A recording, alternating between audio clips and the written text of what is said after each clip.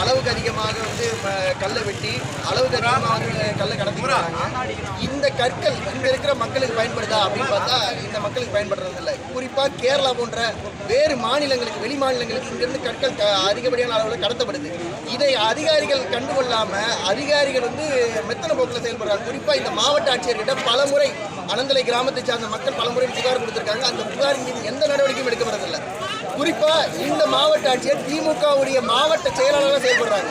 திமுகவுடைய மாவட்ட செயலாளராக செயல்பட்டு அங்கே இருக்கிற அதிகாரிகள் முழுக்க திமுகவின் ஒன்றிய செயலாளராகவும் திமுகவின் நகர செயலாளராகவும் இங்கே இருக்கிற அரசு அதிகாரிகள் மாறி இருக்காங்க. இந்த அரசு அதிகாரிகள் இந்த நிலையால் அனந்தலை மலை கிட்டத்தட்ட 75% மேலே அழிஞ்சு போச்சு. ஒரு மலையில் குறிப்பிட்ட அளவு தான் நீங்கள் கற்களை எடுக்கணும்னு அளவு கொடுக்குறோம். ஆனால் அளவுக்கு அதிகமாக குறிப்பிட்ட அரசு குறிப்பிட்ட அளவை விட அதிகமான கற்களை வெட்டி எடுத்திருக்காங்க. இது சம்பந்தமாக புகார் அளித்தாலும் அந்த புகார் மீது நடவடிக்கை எடுக்கிறது இல்லை. நாங்கள் என்ன கேட்குறோம், நீங்கள் கல்லை எடுங்க. அரசு சுற்றுச்சூழல் ஒரு அளவு கொடுத்துருக்கோம், இந்த அளவு தான் நீங்கள் எடுக்கணும்னு. தாயின் மார்பில் பால் குடிக்கிறதுக்கும் தாயின் மார்பை அறுத்து ரத்தம் குடிக்கிறதுக்குமான வித்தியாசம் இருக்கு.